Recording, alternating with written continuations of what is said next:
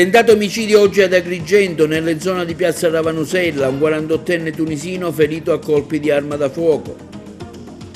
Un protocollo d'intesa sottoscritto oggi tra la Prefettura di Agrigento e l'Archivio di Stato per intensificare la collaborazione.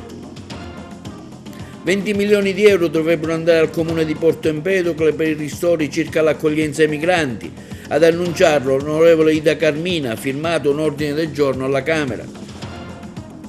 21 persone indagate in Sicilia per diffusione dei programmi protetti da diritti televisivi nazionali sulle piattaforme di DAZN, Sky, Mediaset e Amazon.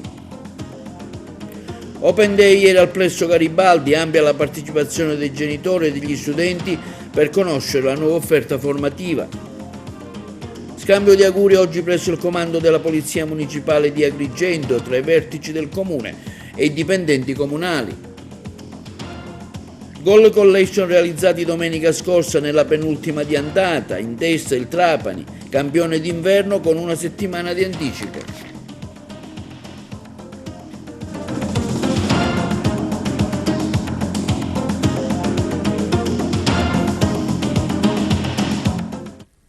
Benvenuti con l'appuntamento odierno del nostro telegiornale TV Notizie. Un agguato ad Agrigento oggi. Nella zona di piazza Ravanusella un 48enne tunisino è stato ferito a colpi di pistola. Il servizio. Un tunisino di 48 anni è stato ferito stamane a colpi di pistola nelle vicinanze di piazza Ravanusella, nel cuore della città agrigentina. L'uomo, già noto alle forze dell'ordine, è stato colpito all'avambraccio da distanza ravvicinata. L'aggressore, dopo aver esploso almeno 2 colpi di pistola, si è dileguato per le vie strette del centro storico. Il 48enne è stato immediatamente soccorso e trasferito all'ospedale San Giovanni di Dio di Agrigento, ma non è in pericolo di vita. La procura del Tribunale di Agrigento ha aperto nel fascicolo d'inchiesta. Per le vie del centro storico della zona di Ravanusella è scattata la caccia a chi ha premuto il grilletto. Sul posto sono immediatamente intervenuti i poliziotti della mobile, gli agenti delle volanti, la scientifica, che si sta occupando dei rilievi di rito per la ricerca di tracce utili. Alcuni residenti della zona potrebbero avere visto l'aggressore, sono stati ascoltati dalla stessa polizia, al vaglio dagli investigatori anche alcune telecamere dei B&B che insistono in zona, ma anche quelle comunali. Un protocollo d'intesa è stato sottoscritto stamani in prefettura tra il prefetto di Agrigento, Filippo Romano, e l'Archivio di Stato, rappresentato da Rossana Florio, per sviluppare le attività di collaborazione tra le due istituzioni. Noi eravamo sul posto. Un protocollo d'intesa è stato firmato oggi in prefettura tra il prefetto di Agrigento Filippo Romano e il direttore dell'Archivio di Stato Rossana Florio. L'iniziativa servirà per sviluppare le attività di collaborazione congiunte in vista anche della preparazione di alcune esposizioni che la prefettura ha intenzione di fare con l'anno nuovo, in occasione anche come evento di Agrigento Capitale della Cultura 2025. Anche la responsabile dell'archivio notarile ha annunciato alcune iniziative che si svolgeranno con l'anno nuovo. Direi che l'importanza è centrale, perché è vero che le emergenze assorbono la gran parte dell'attività delle prefetture, come dei comuni, come di molti uffici. Noi siamo una regione che per ragioni storiche vive continue emergenze, l'emergenza dell'acqua, l'emergenza dei rifiuti, di cui ci stiamo occupando, ma proprio queste ragioni storiche che ci costringono a questo continuo inseguire l'emergenza meritano di essere comprese. Se noi non comprendiamo il passato non possiamo capire il presente e neanche immaginare quello che potrà essere il futuro ed essere preparati. Le ragioni quindi di questo protocollo con l'Archivio di Stato sono soprattutto queste, ragioni di studio e anche di,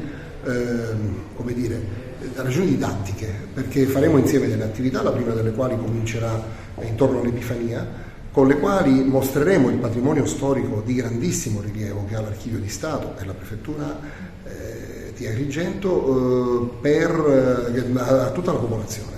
Naturalmente lo mostreremo con attività didattiche, quindi con guide che spiegheranno, non faremo un freddo museo, ma organizzeremo degli incontri, delle passeggiate giù nell'alloggio di rappresentanza che ormai stiamo utilizzando sempre di più come spazio espositivo.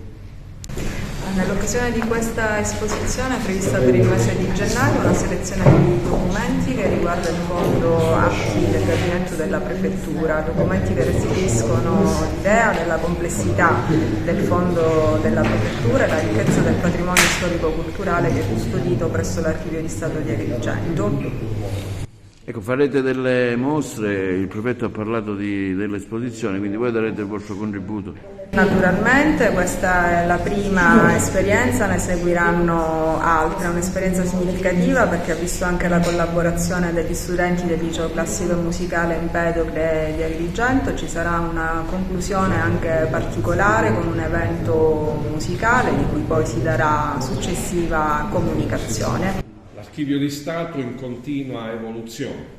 Sì, l'Archivio di Stato è in continua evoluzione, sono già in cantiere molti altri progetti che avranno corso durante il 2024 e poi durante il 2025, sempre alla ricerca di nuove modalità di ampliamento della fruizione del patrimonio e valorizzazione dello stesso. Organizzerete altri eventi, se ci può anticipare qualcosa? Sono già programmati gli eventi del calendario ministeriale 2024, a cominciare dalla giornata del paesaggio 2024, la giornata Dante D sempre 2024 e poi seguiranno delle altre attività dal Festival degli Archivi a quelle poi conclusive delle esperienze didattiche ed educative che sono attualmente in corso. 20 milioni di euro dovrebbero andare a detta dell'onorevole Ida Carmina per il comune di Porto Empedocle come ristoro circa l'accoglienza ai migranti. Un ordine del giorno è stato firmato dall'intera assemblea, compresi i parlamentari agrigentino, Pisano e Iacono. Perseveranza come sempre vince. Ho insistito con il governo perché adesso è giusto rilievo il supporto dato da questa città, Porto Empedocle, per il fenomeno migratorio. Inizialmente erano su una posizione di completo diniego, oggi finalmente hanno ammesso che prenderanno seriamente in considerazione la possibilità di erogare 20 milioni di euro al comune di Porto Empedocle. Avevo fatto già in precedenza un ordine del giorno, un emendamento, sempre ci avevano detto no. Questa volta finalmente hanno assunto una piena consapevolezza, anche perché ci hanno purtroppo realizzato questo hotspot all'ingresso del paese e quindi quantomeno dovrebbero erogarci e prendere un provvedimento per 20 milioni per Porto Empedocle. Chiaramente un ordine del giorno è stato votato dall'intera assemblea e quindi assume un rilievo pregnante sull'impegno del governo, perché non è che Ida Carmina propone e il governo dice no, Ida Carmina propone e questa proposta è stata valutata positivamente dalla Camera all'unanimità, quindi hanno votato tutti, devo dire l'onorevole Pisano che ci aveva dato un supporto dicendo in effetti ha ragione, anche la collega Iacono, e quindi ha votato l'intera Camera a favore di questo mio ordine del giorno. Il Consiglio di amministrazione dell'AICA approva le misure di prevenzione del rischio corruttivo.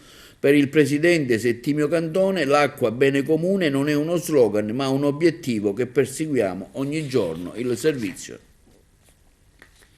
Con l'approvazione delle prime misure di prevenzione del rischio corruttivo da parte del Consiglio di amministrazione, l'azienda idrica AICA Comuni Agrigentini ha compiuto un importante passo verso l'adeguamento dei processi aziendali agli standard previsti dalla normativa di settore in termini di anticorruzione e trasparenza amministrativa.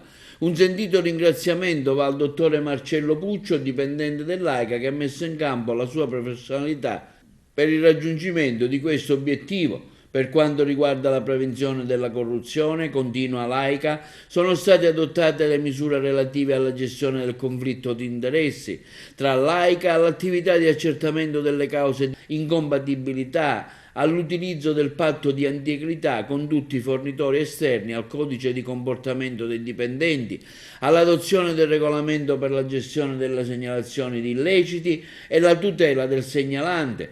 Relativamente alla trasparenza amministrativa, oltre all'approvazione del regolamento per l'esercizio dell'accesso civico semplice e dell'accesso civico generalizzato e di quello ai documenti amministrativi ai sensi della legge, è stato approvato un documento contenente le linee guida inerenti alle attività di pubblicazione dei dati dei documenti tramite il portale Società Trasparente nel sito internet della stessa azienda idrica agrigentina AICA.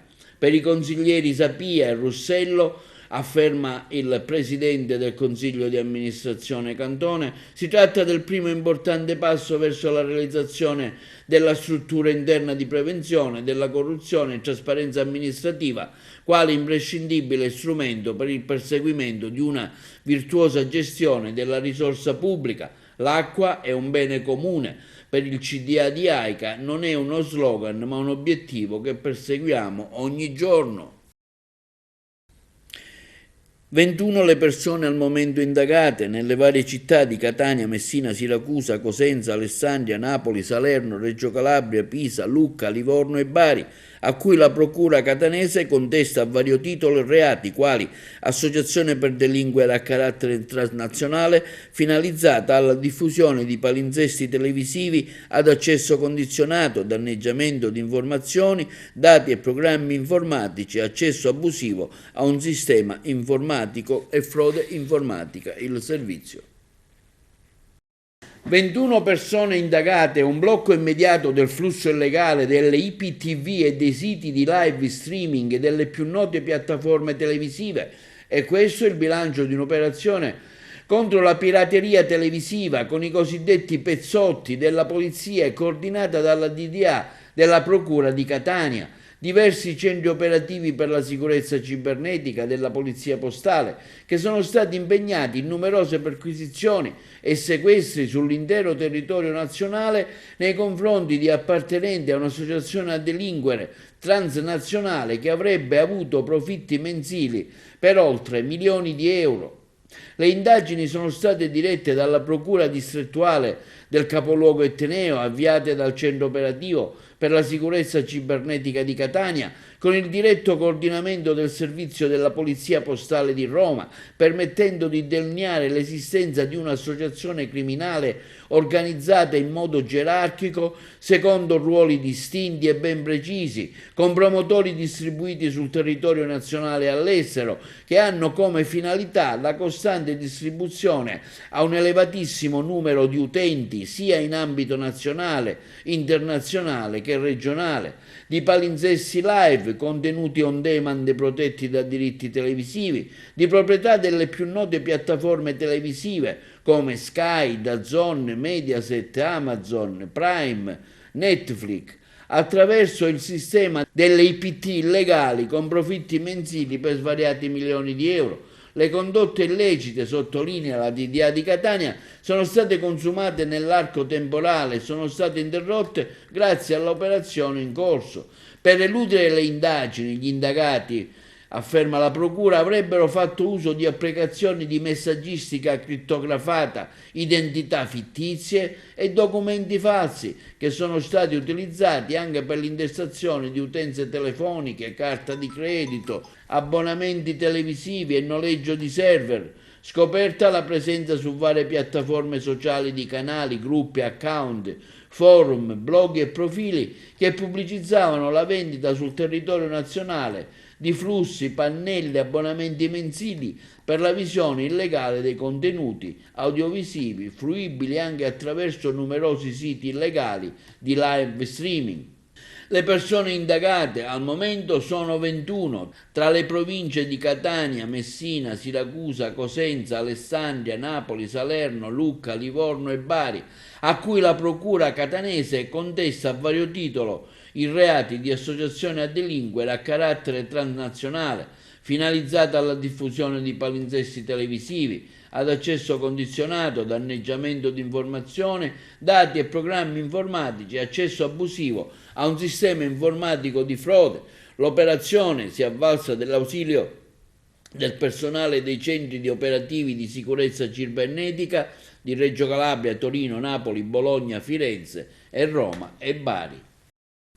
E in occasione delle imminenti festività natalizie, la Polizia Stradale di Agrigento ha realizzato un albero di Natale e una stella con i ganci sequestrati amministrativamente, utilizzati purtroppo per eludere l'avviso sonoro che sulle auto ricorda al conducente di indossare le cinture di sicurezza. La Polizia di Stato ricorda a tutti di allacciare correttamente le cinture di sicurezza sia sui sedili anteriori che su quelli posteriori, nonché di assicurare i bambini con i previsti sistemi di ritenuta, un comportamento che costa pochi sacrifici ma che salva la vita. Open Day all'Istituto Garibaldi di Agrigento si è svolto ieri pomeriggio, che ha visto una partecipata affluenza di genitori e alunni informarsi sull'offerta formativa della scuola, che fa parte dell'Istituto Agrigento Centro, diretto dalla dirigente scolastica Rosellina Greco. Noi abbiamo seguito l'evento. Continuano gli Open Day, oggi è la volta del plesso Garibaldi inserito nell'Istituto Agrigento Centro al Viale della Vittoria. Sì, con l'Open Day del plesso Garibaldi l'Istituto Comprensivo Agrigento Centro conclude le giornate di apertura al territorio, di accoglienza dei genitori e dei futuri alunni, di presentazione dell'ampia offerta formativa, anche la volontà di far conoscere gli ambienti di apprendimento, tutti dotati di nuove tecnologie anche nella scuola dell'infanzia.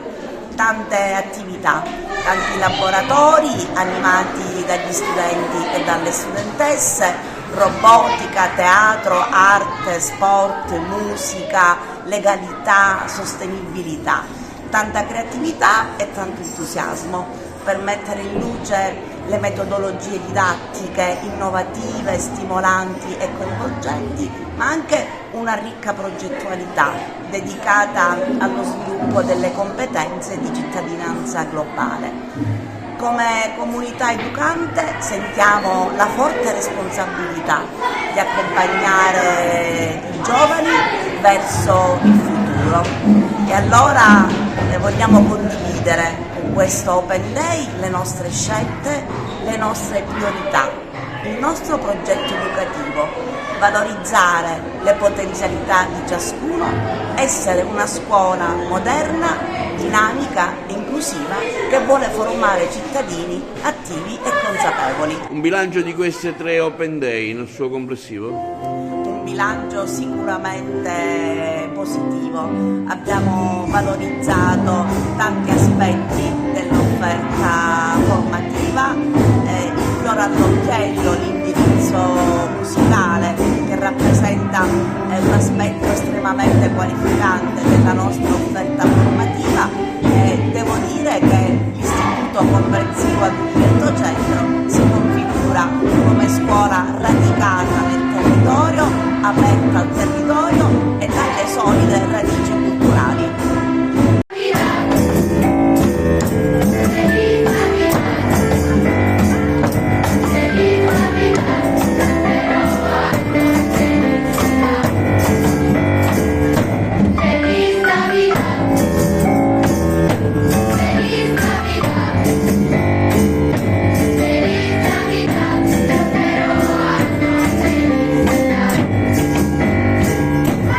Wish you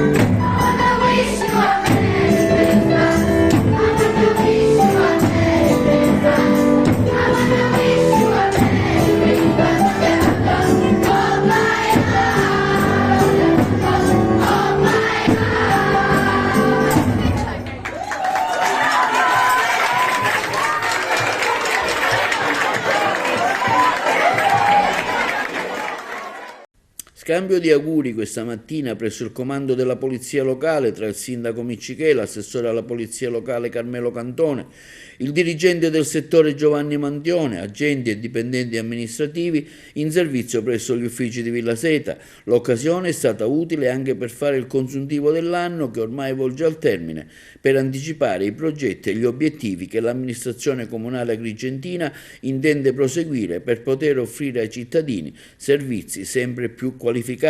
Grazie per il vostro impegno e la vostra passione, grazie per la responsabilità con cui rappresentate quotidianamente l'amministrazione comunale. Il Natale sia per voi un momento di pace e di serenità, durante il quale rinnovare la scelta di essere sempre a disposizione della cittadinanza. Queste le parole che il sindaco Miccichè ha voluto rivolgere al personale presente. Stupro a Palermo, la procura chiede il giudizio immediato per i 6 accusati maggiorenni, l'istanza è stata depositata al GIP, ora la scelta degli indagati se affrontare il giudizio ordinario o quello abbreviato, la corrispondenza di Palermo. La Procura di Palermo ha chiesto il giudizio immediato per 6 dei 7 ragazzi accusati dello stupro della 19enne palermitana violentata a luglio scorso in un cantiere abbandonato del Foro Italico. Il 7° minorenne comparirà davanti ai giudici minorili. L'istanza, firmata dal procuratore Maurizio De Lucia e dall'aggiunto Laura Vaccaro, è stata depositata ieri al GIP. Ora gli indagati potranno decidere se affrontare il giudizio ordinario o scegliere il rito abbreviato. A ottobre la vittima, che ha denunciato gli abusi, è comparsa in aula per ribadire le accuse ai 7 ragazzi che sono ancora tutti detenuti. Il Tribunale del riesame ha respinto infatti una ad una le loro richieste di scarcerazione. Al GIP la 19enne, per mesi trasferita in una comunità protetta e oggetto di minacce da parte dei parenti degli indagati, ha raccontato di avere incontrato il gruppo alla Vuciria nel centro storico, di avere bevuto e di essersi allontanata con loro raggiungendo il Foro Italico. Poi la violenza non erano rapporti consensuali, ha ribadito la ragazza, smentendo la tesi sostenuta dai legali degli imputati. E il presidente della regione Schifani ha querelato un sito web. Se qualcuno pensa di intimidirmi si sbaglia di grosso, perché non conosce la mia storia personale e professionale. Ho già incaricato i miei legali di querelare l'autore dell'articolo e l'editore della testata web che ha pubblicato la notizia sul mio presunto grave problema di salute che porterebbe allo scioglimento del Parlamento regionale e conseguenti elezioni anticipate. Mai stato così bene. Evidentemente, continua Schifani, nella nostra azione di governo stiamo toccando alcuni nervi scoperti. Beni per circa 1,5 milioni di euro sono stati confiscati dalla Direzione Investigativa Antimafia, che ha dato esecuzione a un decreto emesso dalla Corte di Appello nei confronti di 3 imprenditori palermitani attivi nel comparto agricolo. Carabinieri delle Rose del Comando Provinciale di Trapani hanno eseguito una ordinanza di custodia cautelare emessa dal GIP di Palermo nei confronti di 3 persone accusate di far parte della famiglia mafiosa di Mazzara del Vallo. Si tratta dell'imprenditore Giovanni Vassallo, di anni 71, che ha avuto gli arresti domiciliari, e ancora di Emilio Alario, palermitano, di anni 61, e di Giuseppe Lodato, mazzarese, di anni 32, ai quali è stata notificata la misura della custodia cautelare in carcere. L'inchiesta è stata coordinata dal procuratore di Palermo Maurizio De Lucia e dall'aggiunto Paolo Guido e ha fatto luce sugli affari e sugli assetti del clan di Mazzara del Vallo, da sempre alleato fedelissimo del capomafia Matteo Messina Denaro, a cui ha assicurato anche aiuto logistico ed economico durante la latitanza. Dalle indagini è emerso che Vassallo, già socio di Giuseppe Gricoli, imprenditore che grazie ai suoi rapporti col padrino di Castelvetrano da piccolo bottegaio ha costruito un impero nel settore della distribuzione alimentare, che da tempo collabora con gli inquirenti, avrebbe fatto parte della rete di fedelissimi che gestiva la comunicazione top secret di Messina Denaro e avrebbe anche contribuito a finanziare la sua latitanza. Le indagini hanno così consentito di ricostruire una serie di presunte dinamiche associative riguardanti gli assetti della famiglia mafiosa mazzarese. In particolare, Vassallo risultava essere ben inserito in quel circuito comunicativo utilizzato dall'ex superlatitante castelvetranese sin dal 2012, nonché evidenti sono i rapporti con altri soggetti che nel tempo hanno ricoperto posizioni apicali o comunque di rilievo all'interno di quel mandamento, tra cui Vito Manciaracina, Vito Gondola, Antonino Cuttone, Giovan Battista Gate, Luca Burzotta e Dario Messina. Lo stesso Vassallo avrebbe preso parte ad una rapina commessa a Palermo il 24 aprile del 2015, i cui proventi, secondo le dichiarazioni del collaboratore Attilio Fogazza, erano destinati, per il tramite di Giovanni Scimonelli, alla famiglia dell'ex superlatitante. Ad essere emersa anche la tensione registrata nel 2020 all'interno del mandamento mazzarese tra Francesco Luppino, allora al vertice della famiglia di Campobello di Mazzara, ed uno degli arrestati che, nel periodo successivo all'esecuzione dell'operazione cosiddetta Anno Zero e dall'arresto del presunto reggente del mandamento, si sarebbe autonomamente posto al vertice di quell'articolazione territoriale, rivendicando peraltro la totale autonomia rispetto alla controparte campobellese. Di particolare interesse in tale contesto la dinamica che nel giugno 2021 documentava l'intervento di uno dei due soggetti finiti in carcere nel ruolo di reggente dell'articolazione territoriale mafiosa mazzarese per raccogliere le doglianze di un sensale marsalese per l'intermediazione nella vendita di un fondo asseritamente assegnatogli del defunto reggente del mandamento Vito Gondola, in cui si sarebbero indebitamente intromessi anche altri soggetti di Marsala. In tale circostanza, uno degli arrestati, in virtù della riferita propria posizione apicale nel mandamento mazzarese, avrebbe anche fissato il prezzo della mediazione. La complessiva ricostruzione ha valorizzato infine le dichiarazioni di alcuni collaboratori di giustizia circa i rapporti di uno degli arrestati con Messina Denaro, che avrebbe sostenuto finanziariamente e per il quale gli sarebbe stato chiesto di trovare anche un'abitazione direttamente in Tunisia. Sciopero dei lavoratori System House a Palermo davanti alla presidenza della regione siciliana. Il dissenso in seguito alle ipotesi di cancellazione della clausola sociale che non darebbe certezza ai lavoratori del call center. La corrispondenza da Palermo. Siamo qui per affermare ancora una volta l'importanza della clausola sociale nel settore dei call center. Anche stavolta, anche oggi, lottiamo per salvaguardare il posto di lavoro in tutta Italia di 1500 lavoratori. In Sicilia, a Palermo, sono coinvolti 200 lavoratori dell'azienda System House, azienda in outsourcing di call center appunto che gestisce la commessa SEN, Servizio Elettrico Nazionale, e che con il passaggio dal mercato tutelato al mercato libero potrebbero ritrovarsi senza posto di lavoro. Continuiamo a manifestare per i lavoratori di System House del settore energia, perché chiediamo appunto un incontro per cercare di risolvere questa annosa vertenza che mette a rischio centinaia di posti di lavoro a Palermo e in tutta Italia. Oggi è prevista una grande manifestazione con un sit-in a Roma al MASE, al Ministero dell'Ambiente, dove parteciperanno tutti i colleghi del comparto e in tutti i territori ci sono dei presidi nelle varie prefetture e noi nello specifico a Palermo stiamo facendo questo sit-in davanti appunto la regione, la presidenza. Vogliamo ricordare chi siete e di cosa vi occupate?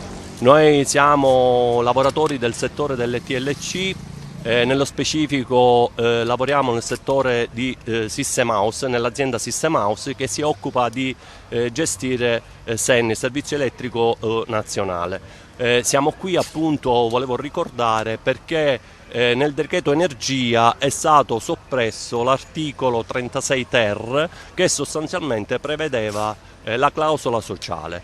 Ci sono voluti anni per far approvare delle norme che tutelassero i lavoratori, sono le clausole sociali, e per anni i lavoratori sono stati in piazza. Dopo 10 anni gli stessi lavoratori di 10 anni fa sono nuovamente in piazza per richiedere che l'articolo 36 ter, che doveva essere applicato nel cambio d'appalto sulla commessa di servizio elettrico nazionale, venga riesumato, visto che il governo in una nottetempo ha cancellato dal cambio della commessa servizio elettrico nazionale l'articolo 36 ter. Siamo qui alla Regione per richiedere che il governo si faccia garante verso il governo per ristabilire questa norma di decenza civile che tutela migliaia di lavoratori in Italia. Linea alla regia per gli spot pubblicitari. La nave incagliatasi il mese scorso a Milazzo lascia il porto milazzese. La corrispondenza da Messina. La nave Leader Prestige, incagliatasi meno di un mese fa a Rometta e poi trasportata al porto di Milazzo, lascia finalmente il molo del porto milazzese. Sarà rimorchiata da Milazzo al porto di Tuzla in Turchia. Il 26 novembre scorso la Leader Prestige era partita dal porto di Napoli, rimorchiata dal rimorchiatore Tedi di bandiera mongola verso il porto di Tuzla. Durante il viaggio, però, i cavi di rimorchio si spezzarono, facendo sì che si incagliasse sul litorale di Rometta. Dopo una prima verifica dell'integrità dello scafo e le verifiche di assenza di inquinamenti, la nave è stata disincagliata e condotta in sicurezza nel porto di Milazzo. Ieri la nave ha lasciato il porto di Milazzo alla volta di Tuzla in Turchia per lavori di manutenzione già programmati. Destino diverso per il rimorchiatore Tedi, il quale, scortato e condotto presso il porto di Milazzo, a seguito di ispezione eseguita dagli ispettori del Nucleo Port State Control della Guardia Costiera di Milazzo, è stato sottoposto a fermo amministrativo. Gli ispettori intervenuti hanno rilevato diverse gravi non conformità in materia di normative di sicurezza internazionale, decretando il fermo amministrativo del Tedi. Inoltre, il comandante della nave ed il primo ufficiale sono stati deferiti all'autorità giudiziaria in quanto responsabili di gravi negligenze e colpe riscontrate durante le operazioni di rimorchio della nave Leader Prestige. Villa Whitaker, famosa a Palermo, ha attivato un nuovo percorso sensoriale. Si potranno effettuare anche delle visite con musica e aperitivi. La corrispondenza da Palermo. Al via oggi i Whitaker nella era digitale, il nuovo percorso di visita di Villa Amalfitano in via Dante con un parco esotico di 8 ettari, sede della fondazione Whitaker. Tablet e dispositivi affini sono infatti tra le parole chiave del progetto, che si aggiungono ad un'attenta distribuzione di QR code nelle stanze, pronti per essere scannerizzati e raccontare storie e segreti della dimora tardo-ottocentesca. Noi stiamo cercando sicuramente di immaginare un futuro e immaginare il futuro, utilizzando che cosa? La digitalizzazione, la realtà virtuale, ma anche la realtà aumentata. Significa che l'assessorato ai beni culturali e tutte le dislocazioni, in questo caso la fondazione, che è un punto di riferimento culturale per la città, uno dei più importanti punti di riferimento, ha immaginato il futuro e sta cercando di rendere fruibile a tutti, soprattutto ai giovani. Questa villa rappresenta e ha dietro una storia molto importante sia dal punto di vista appunto storico che artistico, perché raccoglie uno dei patrimoni più importanti della Sicilia. E dovevamo necessariamente adeguarci e quindi abbiamo utilizzato, sfruttato uno dei tanti progetti che grazie alla regione siciliana ai quali abbiamo partecipato per dotare questa villa anche di un sistema digitale e dare la possibilità ai visitatori di poter visitare la villa in maniera più moderna, ecco. C'è anche il parco, 8 ettari di parco. 8 ettari di parco, bellissimo. È un parco che è stato impiantato da Giuseppe Whitaker nel 1886, che fu l'anno di costruzione di questa bellissima dimora, dove loro hanno abitato fino al 1971, anno in cui purtroppo si è spenta l'ultima erede. Come si struttura questo progetto all'interno della Villa Amalfitano? attraverso un'app dedicata, quindi la creazione di un'app che è stata costruita apposta per Villa Amalfitano, attraverso dei QR code che permettono la fruizione dei turisti attraverso degli iPad dedicati. Quindi si inquadra il QR code e l'iPad praticamente in 5 lingue potrà parlare, potrà spiegare esattamente come è costruita l'opera, da dove arriva e tutto quello che concerne l'opera stessa. E passiamo ora allo sport. Vi proponiamo i gol realizzati domenica scorsa nella penultima giornata di andata del campionato di calcio della Serie D Girone I, che vede il Trapani laurearsi campione d'inverno con 90 minuti di anticipo. Penultima giornata del girone d'andata in Serie D, copertina che va di diritto al Trapani, che si laurea con 90 minuti d'anticipo, campione d'inverno. Senza storia il match contro la Gioiese, assoluto sparring partner al provinciale. 8 reti dei Granata, tutto fin troppo facile ad aprire le danze Sbrissa. Raddoppio di Mascari, primo tempo chiuso sul parziale di 5-0 con la rete di Palermo e la doppietta di Marigosu. Nella ripresa Boba, ancora Sbrissa e Samaché fissano il punteggio sull'8-0.